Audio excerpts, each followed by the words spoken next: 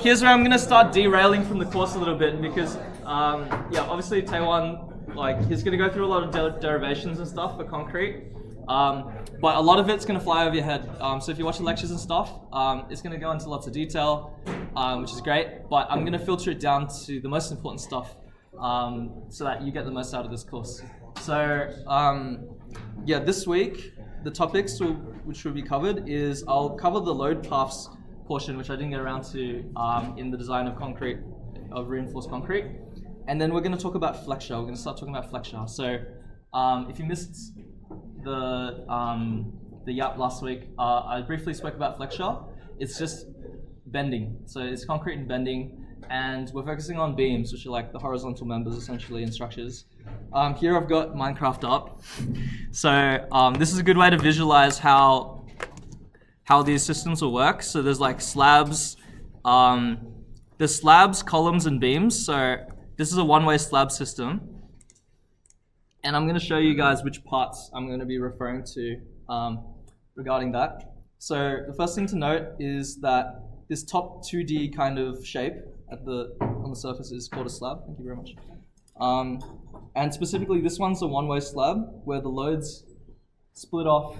If you think about gravity, right? Like in these, like the force due to gravity is going to need to go somewhere, right? And so it's going to transfer all of the weight and loading from this slab over into the beam. So these are going to go into the beam here. It's called a beam. Sorry, this is the one-way slab system. And this is called a beam. That's this red part. And this is also called a beam, right? For these edge beams, they're called flangel beams, right? They're just another way of saying edge beams, right? Yeah. Easy to remember. Okay, and then from the beams, right, they transfer into the columns, so they go down here. So this is the columns. I'll write that in a bigger font. Does everyone kind of understand that concept? So slabs to beams, beams to columns. And the whole system's quite 3D, so you just want to wrap your head around how this system works. In this course, we only focus on one-way slabs. You can imagine there could be potentially something called a two-way slab. So if we're looking at it top down, it might look something like this, and the loads are going to transfer kind of like onto these beams this way, and then these go this way. But this is a topic which is outside the scope of this course, so this is actually part of advanced concrete, right? But yeah, again, focusing just on one-way slabs in this course. So here I've drawn out a plan view. Again, plan view is just a way of saying top-down view of our slab system. And there's a few words you want to kind of familiarize yourself with, right? Center to center just means from the middle electron to the middle electron, right? And that's called the distance or the spacing between these columns, right? Or between the beams, rather. And the clear distance is from the edge of this electron to the edge of this electron. And it's the distance of the air. Okay. You get what I mean? So that's when you see the word clear, it means distance of air, right? Or spacing. Same thing, but span goes in the other dimension, right? So center to center span is talking about from the middle electron to the middle electron between these columns, and clear span is this way. So importantly, if I'm drawing this beam out in like a 3D kind of thing, span is referring to that dimension of the longest direction of the beam, L, right? So when you see the word span, that's what we're talking about, right? Is everyone kind of okay with that? Yeah. Another thing to note is that in this course, you're going to see T-beams pop up a lot, right? And if you think about like the solid mechanics or whatever behind it, it might look something like this, and then we have our tensile reinforcement, compressive reinforcement, that kind of stuff, right? This shape is not that optimal, to be honest, because the concrete is stacked on the compressive side in positive bending. Do you know what I mean? So it's actually not an optimal shape, but it's a shape which is a result of the fact that we're connecting the beams to the slabs. So it's all poured in one pour. They're all, like the concrete's all connected. but literally this part is literally just some part of the slab that's been connected. You see what I mean? Yeah. Is anyone unsure about that or anything? And you'll see that in the code later, this dimension is called the flange, right? So for those of you who've done steels, flange just means the dimension of greater width, I guess, right? So B flange effective. It's called the effective flange width. And the web, if you're curious, the web is the part which is like the shorter width, I guess, on this T-beam. Okay. So that's the cross section. And as I mentioned before, we have this kind of system that looks like this. This is for a simply supported T-beam system, essentially, right? So the span corresponds to that L dimension on a beam. And you see these like pin supports. So these, unlike what you've seen probably in like 1300 where you have like one pin, one roller, generally we consider these as pins in like a concrete one-way slab system because, yeah, I guess like mathematically it still works out because there's no lateral forces. There's no, we don't really consider wind and stuff acting on it like that. We only really care about vertical loading, like this way. Is anyone unsure or anything about any of those concepts? Okay, no, all right. So I say it's nearly simply supported just because you'll see that there's actually some width on this column. So it's not perfect. It's not like a perfect pin, like how we draw our simply supported beams normally. So yeah, just keep that in mind. And the other thing is that when we analyze the bending moments later in the course a little bit on these one-way slab kind of beams, the bending moment looks a bit like this, right? Where you actually have a little bit of negative bending near the columns. That's because it's not a true pin support. It has a little bit of rigidity, right? And so we have to account for that. So that's the area of positive bending. So we call this the flexural span. It means the area which is actually in positive bending and the span which is in positive bending. Okay, that's all set up for terminologies. We haven't gotten into any real calcs or anything to do with formulas and stuff, right? So you should really familiarize yourself with the words that I'm going to be using in the next few weeks because it's all gonna, if you don't understand it now, it's going to be hard to understand a bit later, you know what I mean? Yeah. Okay, so I might turn the light off.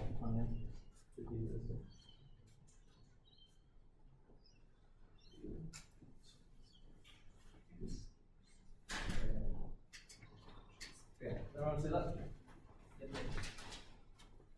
So, yeah, Taewon has probably mentioned these before in the lecture slides, or maybe it's the next week's, maybe.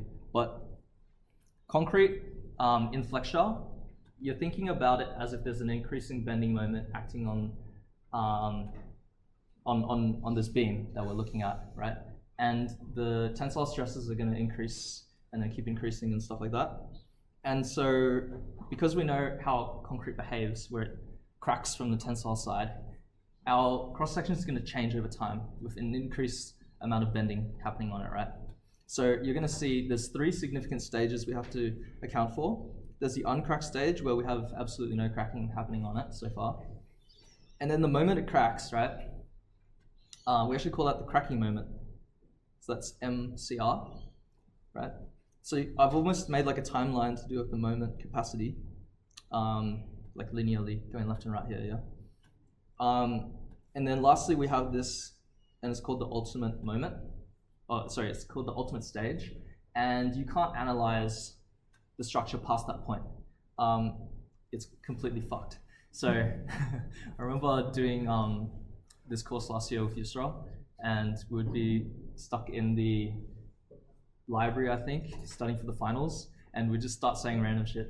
And one of my favorite terms was MU is when the concrete's fucked beyond belief. So anyway, keep that in mind. We'll be talking about that. We'll be talking about this third stage. We'll be talking about this third stage more next week. But for this week, we're just going to be focusing on the uncracked and cracked stages. So you can imagine this whole like little timeline. It's kind of hard to pinpoint down the exact moment that the behavior of the concrete goes from linear to non-linear. It will happen somewhere along here, but the important thing to note is it doesn't really matter when it happens because we only really care about the cracking moment and the ultimate moment for our calculations. And if you think about the types of design we do in concrete, right? There's design considerations, I might call them.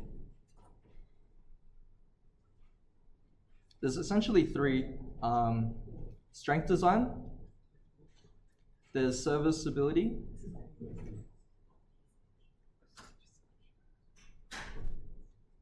and there's durability. So Taiwan's probably talked about durability the most so far. That's fire design, crack control, cover so that your rusting doesn't happen on your steel bar, stuff like that, right? Durability. But we're going to focus on both strength and serviceability in this course. That's slightly different to steels, because in steels, you only do strength design. Serviceability is out of the scope of that course. So serviceability is going to be new for everyone, regardless of if you've done steels or not. Strength design is going to focus on the MU part, and you'll see serviceability is going to focus on M cracking, and you'll see what I'm going to talk about in a second as well. The neutral axis, by the way, is going to shift up as the concrete cracks. And it's gonna, yeah. The neutral axis is the axis which bending occurs about. Okay. Okay. Oh, does anyone have any questions so far about that? Wait, for the uncracked one, yes. Is the neutral axis in the middle or not? So, because concrete, yeah, that's a good question. Firstly, we're talking about this as being steel, and this as being steel, and the rest of that rectangle's concrete, right? And because steel essentially has more weighting than concrete, and because we have more bars at the bottom, the neutral axis is going to be slightly below the middle. Yeah. Yeah. Another timeline sort of thing we want to talk about here is moment of inertia. So you've probably seen this before, the character I, or the value I. In very short words, it just means bending resistance, right? It's just a measure, it's a shape property, and it just means how resistant this reinforced concrete section is to bending, essentially, right? And so IG means the gross moment of inertia, and it's a combination of the steel and concrete composite, and it's before any cracking occurs. ICR is the cracked moment of inertia. It's once the cracking happens and we shift our neutral axis up. Yeah, ICR is an important, like both IG and ICR are important in serviceability design, which will be coming in week 7. Okay. I'll talk about this a little bit more when we get to the serviceability topic, but we're gonna, the end goal of all these numbers, right? So I've highlighted them in orange. The end goal of MCR, IG, I cracking, is to find this really AIDS number called I effective. I effective is literally a gigantic formula that you have to plug these other ones into. Okay? And it just means, what do I say in short? So like, if you have a concrete beam, it's gonna crack differently at like, it's gonna crack differently along the beam, and we're taking like an average of all those points. That's what I effective is. It's the effective moment of inertia if we consider the entire span of the beam. You know what I mean? Yeah. Okay. So again, in week 5, strength topic only cares about the ultimate moment of inertia. Oh, sorry, ultimate moment capacity. Okay, that's the strength of your section. Okay, so as I mentioned, these are the kind of things we're going to care about in week 4. The uncracked properties, the cracked properties, and then in week 5 we'll talk about the ultimate properties, I suppose, right? Okay, so I'm gonna scroll past this because this is just a copy of what I've got below, but I've got it in more detail below, okay? So if you missed writing this down, you'll see it again in a second. So I've got all the notation written out here on the right of important terms you should get familiar with, right? The most important term is DN, which stands for D's nuts. But, no, I'm kidding. But like fucking AST, ASC, that's area of tensile steel and area of compressive steel. And then DST is depth to tensile steel, and DSC is depth to compressive steel.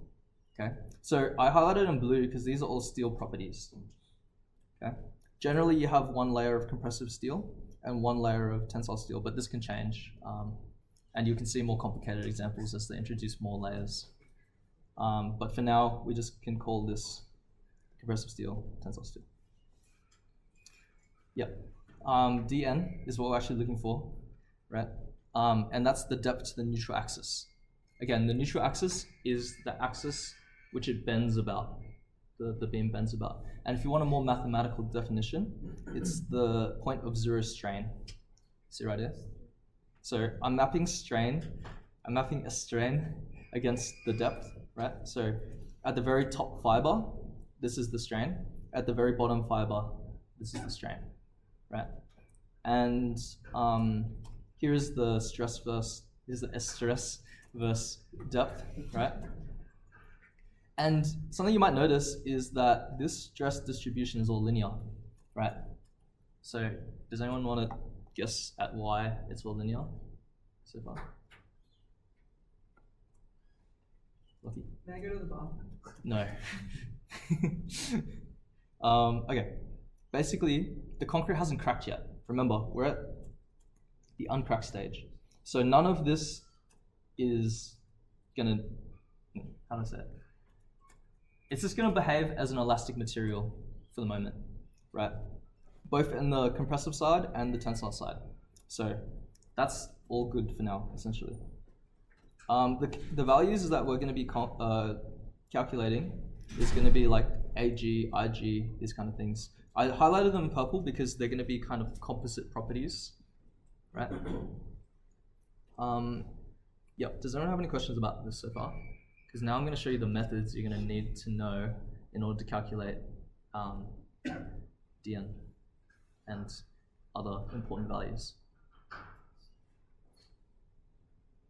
I feel like I'm going faster than usual because not many people are asking questions. Are you guys actually sure about what you're looking at, or like it's fine if you aren't sure because you can just chuck your hand up.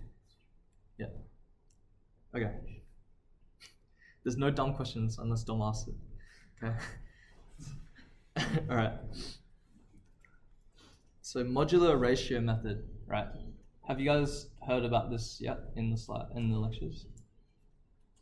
Okay. So low-key, I'm jumping ahead, but trust me, it'll be worth it because if you learn this now, it's going to serve you well for the serviceability topic. Okay. So the modular ratio method is used to find DN and IG. So these are the two values that we're aiming to look at, aiming to find. So firstly, actually you probably know this, but it's under a different name. So from solid mechanics, it might be called the transform section. So you remember in solid mechanics, there's like steel, timber, it's like, and then there's the really wide flange when you convert timber to steel, or steel to timber, right? That's what we're doing, but we're doing it for reinforced concrete, and you need to do it for every composite material that you deal with. So right now, actually, in my thesis, I'm doing it with steel and timber, for reinforced timber, right? So N, right? This is just a ratio of the stiffnesses.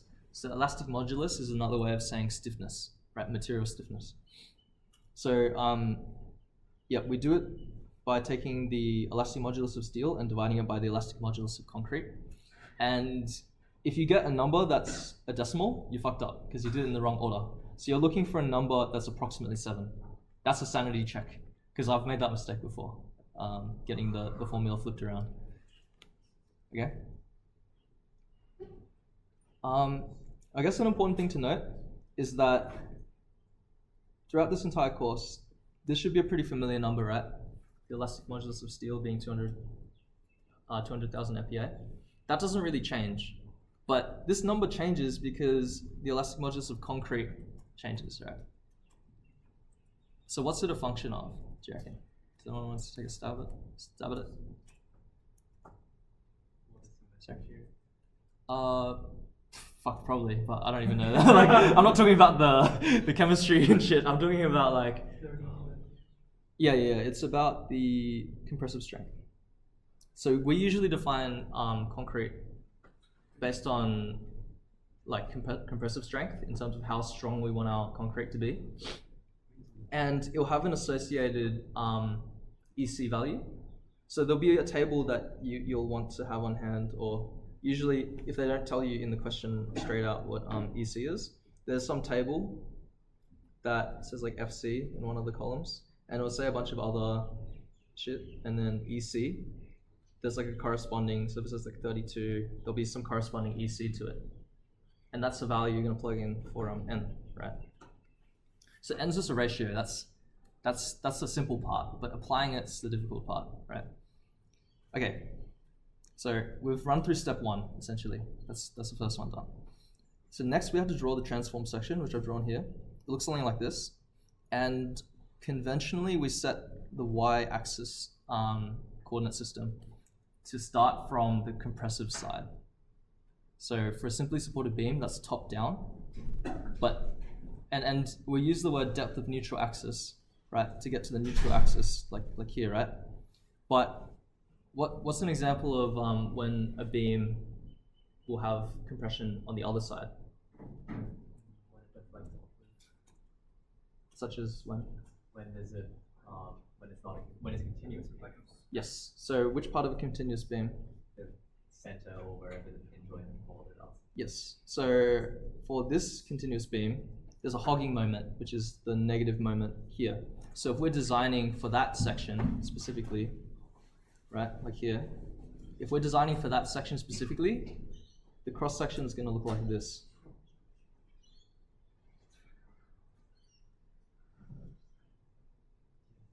And dn is going to go from bottom up.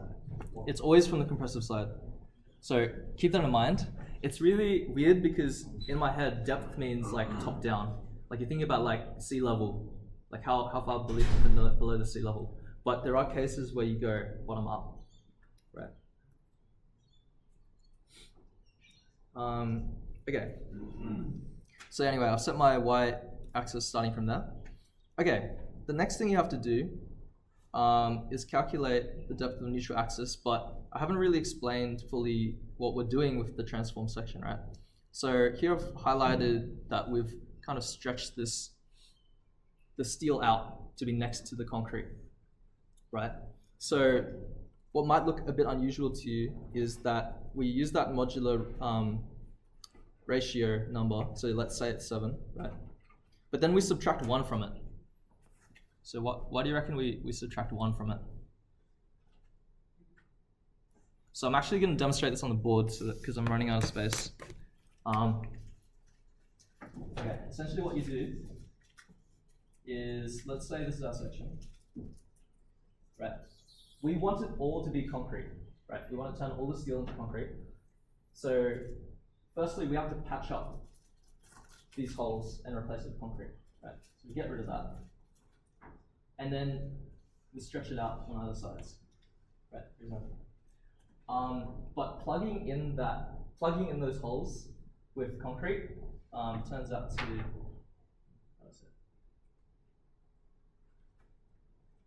let me draw it as if I didn't do that. Right? That whole bit which I just drew is NAST, right? But now we have to plug in those holes again. Actually, let me do that in the other order. Right? So we have all those holes there still. And now we plug those holes back in, and that's just AST, right? So N minus 1 AST is just the result of plugging these holes back in. Oh. I don't know how to explain that in any other way. Like I just thought of, I thought of it, but it's like, It makes sense. okay, yeah. It makes sense. Yeah. It makes sense though, right? It makes sense. Just trust me, bro. Like it's like this. And the same with these ones over here. So, but these are called ASC, right? So we do NASC minus ASC, plug these holes back in. It makes And sense. then N minus 1 ASC is like that. Oh, literally all stations too. Central. Oh my god. So that's where these numbers come from, yeah? And It's all come full circle. All stations to central. The more sphere. yeah, okay, so now we have to find the depth of neutral axis. Okay, so basically we still have the same stuff like the N and all that. And what we do is we use the centroid formula, right? So centroid formula is probably the first thing you learn in like solid mechanics. And it's just like a shape property, right? Okay, I've got a question for you as well. What thickness do you reckon these kind of this rectangle shape is? Thickness of the rebar. No, not you. Wait, thickness or height? Either. The height is the same. Like, yeah, the height is So you want it to be the diameter of the, the span change. but if it's the diameter, we stretch it out. So how's it gonna look if it becomes a rectangle? Oh, the diameter. It's gonna be times the modular ratio, right? The height is gonna be. Not the height, the length. Okay. Let's focus on just the thickness.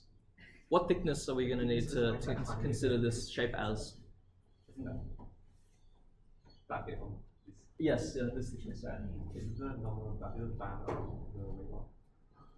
So we're turning it from a circle, and you want it to be a rectangle which stretches out diameter thickness, left and right, right? Is that what you want? So here's what we actually do. So this is just a representation of it, but this is not going to sit right with you when like you think about it the first time. But this is another kind of abstract concept. It's like when in maths you have to learn about infinity for the first time, and like and it's like there's a lot of weird implications. But this thickness is infinitely thin, and the width is infinitely wide. It's a trick question. So basically, the thickness of a stretched out area is approximately 0, Why is it? and it's almost infinitely wide, right? Wait, I still don't get it. Why does it get thin? It's because it sits exactly on that spot. Yep. So, yeah, it just sits exactly at that What? spot. So we don't give it a There's no thickness. Yeah. yeah. Exactly. Wait, so Exactly. that means it's an imaginary mass.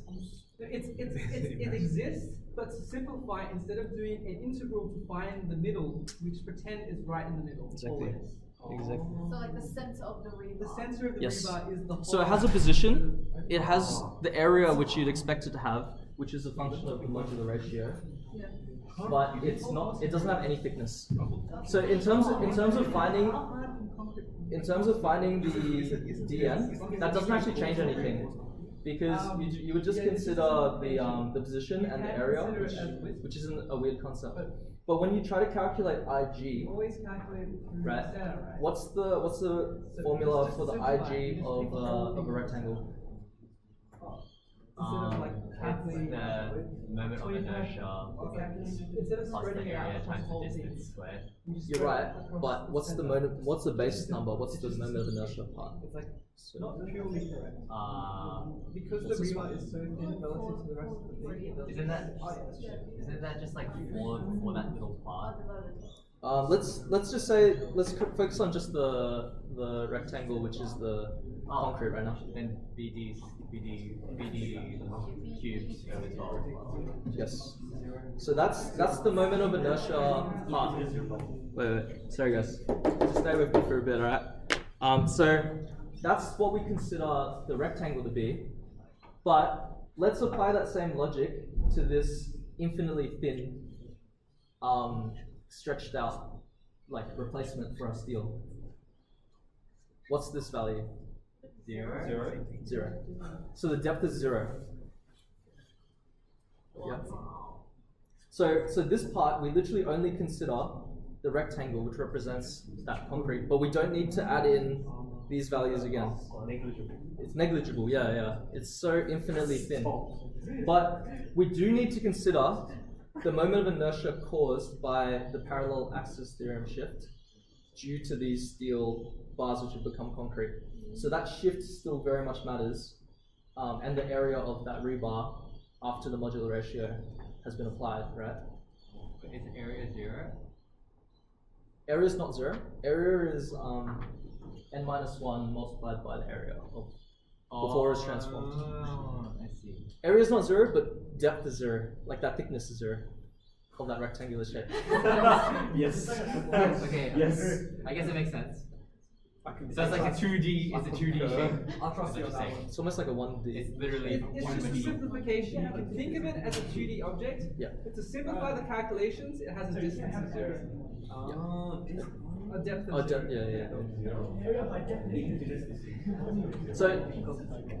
So obviously it's very abstract and stuff so far, but after you do a couple questions, this is not a very hard part of the. It's a slice. Sure, if you want to think of it like that, it's a Probably the slice. best way to explain it. It's a Yeah. slice. Yeah, sure. Okay, I'm just kind of going quicker because I have to leave at 4. But cracking moment, right? So this is all to do with the modular ratio method. We've just calculated dn and ig. You can see why we need to plug it in, like why we need to calculate those values. You good, Ken? Okay, because we're aiming to calculate the cracking moment. That's the strength of our section, like to reach cracking, right? So if you remember from what we've learned in week 3, the tensile flexural strength is from those flexural tests, or it's also a function of this simplification, 0.6 times square root of FC. If you're only given FC, then you need to use this formula. That plugs right into there. That's actually a fairly simple calc. IG is the painful part, which involves what I just said, and DN is was this part here. So that's all involved in finding the cracking moment. And even when you do everything right, if you think about it, this is in millimeters cubed to the power 4. This is in millimeters. This will be in MPa. We're gonna get Newton millimeters, right? And for those of you who don't steel, you're probably fairly familiar with this conversion. But we need to get it into kilonewton meters just to get it all nice and presentable on a page. So to do that, you just divide by 10 to the 6, and that's a clean conversion right there. Yeah. Okay. Does anyone have any questions so far? I've just covered stage 1, but I would also like to cover the crack stage in this yap. Okay. So yeah. If no one has further questions, I'm going to continue. Okay, so now we're up to the crack stage.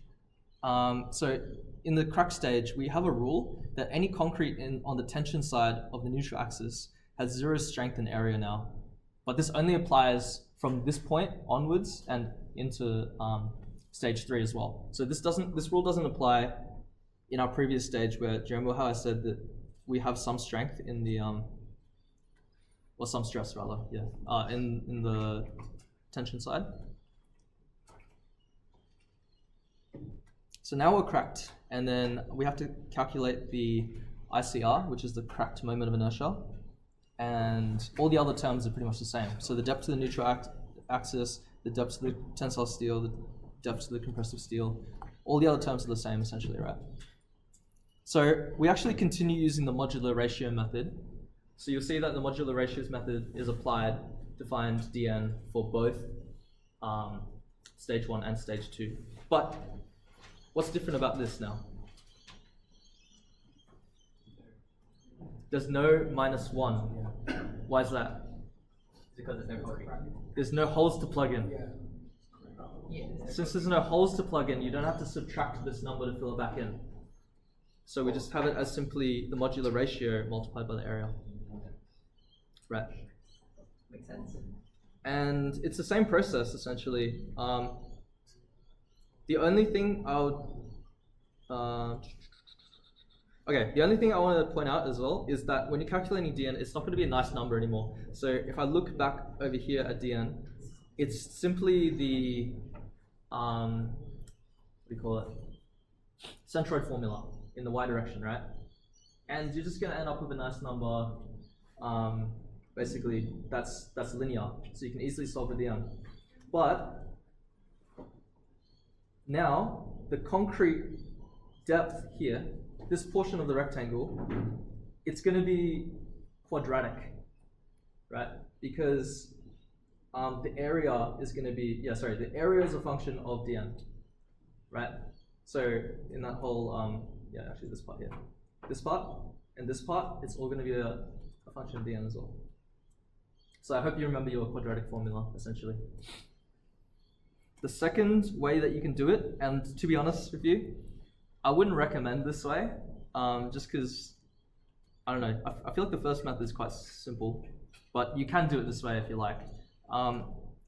First moment of area is like, you might have heard of that before, you might not have, because we usually just care about the second moment of area. But taking the first moment of area is like taking the moments multiplied by force times the lever arm, except instead of the forces, we replace that with the area, essentially. Right, so this is about the lever arm here. Right? Essentially, you're finding the center of gravity. Yes. And yeah, so I've just put like some working out if you want to follow it, but I won't have time to do it during this yap. But it's decently straightforward. You're equaling the compressive first moment of areas to the tensile moment of area, the first moment of areas like this. And yeah, I've color coded everything. It should be decently easy to follow. Okay, that's solving for dn. So those are two equivalent ways that you can get the same answer for dn. The Uncracked, I just want to talk about as well. So before, remember, we're finding IG, so that's without any cracking or anything happening. Now we're talking about Uncracked. So Uncracked is going to have the same formula, except for that concrete, right? Do you remember how we were using the formula before, BD cubed on 12? You can do it like that, but in the second stage to calculate Uncracked, I would highly recommend using the other formula, which is BD cubed on 3. So BD cubed on 3, right, is equivalent to BD cubed on 12 when you account for the shift, right? This is the what do you call it? Parallel axis theorem shift. And all of this you'll find is equivalent to this when the neutral axis is already on one of the edges, right? So you're actually going to save yourself some time. So don't shift it again once you've used this formula, right? So this only applies for our cracked stage. You can't use this in the uncracked stage, yeah? Does anyone have any questions about that? Do we know why it's 3? Someone who's smart did the derivation, but you'll find that if you do 3 and if you do this plus the shift, it'll be equivalent. It'll give you the exact same number. So you can do 3 and no shift, which is faster and easier, right? So yeah. Huh. How about that? Okay, so in the last few minutes here, I would just like to do a bit of foreplay for next week,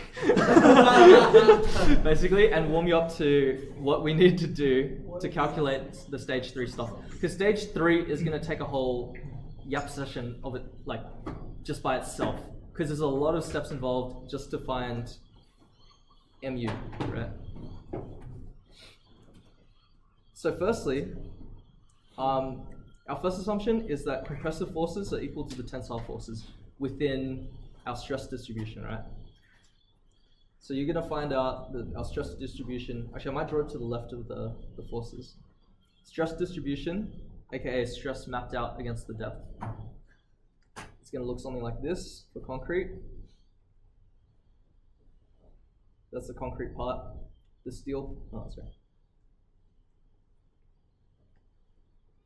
The compressive steel is going to look like that. Well, yeah, anyway. And then the tensile steel part's going to look like that, right? And when you turn them into forces, right? Force is stress multiplied by area, right? when you multiply it by the area of the steel and the area of the compressive steel and then of the tensile steel, and you multiply it by the compressive area of the concrete, right? We're gonna find these values for our forces, right? And we're just saying that everything above this line is equal to everything under this line for some of the forces, right? The second thing we're going to say is the internal moment, right? So we're taking the forces and then the lever arms of these forces about the neutral axis, right? They're going to spin in the same direction. They're going to cause spinning that way, counterclockwise, right? And so the total moment capacity is going to be what the compressive elements contribute and the tensile elements contribute to this bending strength. And in this course, everything above this line is going to be compressive and everything below this line is going to be tensile. But you can imagine in future courses, like say you decide to do pre-stressed concrete, your pre-stressed concrete wire could potentially be tensile on the compressive side. So it can get really confusing. Can you say that again? So when you have pre-stressed concrete, it's like a rope, it's like in tension, or it's like a cable, right? And it could be on the compressive side of bending. So what I'm saying here is that, but that's pre-stressing. That's not in this course. That's what I'm saying. Everything in this course above this line is going to be compressive, and then everything below this line is going to be tensile in terms of the forces, right? Okay, and then the next thing to note is the external moment. So the external moment, you're just going to calculate through engineering mechanics, statics analysis. So that's the bending moment diagram. But you're going to exaggerate the external loads, right? So that's like G and Q and the things I was talking about towards the end of last YAP session, right? And we're taking the worst case scenario exactly of the external moments, but we're going to equal them together. And that's how we're going to get our values that we need to check whether the beam is strong enough before it breaks. And lastly, the plane sections remain plane and bound between steel and concrete. So you're going to find that our strain distribution here is always going to be linear. And we assume that this point that the steel is sitting at bends just as much as the concrete at that same point. And same with the tensile steel and then the concrete at that point. Okay, does anyone have any questions? Yeah, if not, I'm going to end the YAP session now.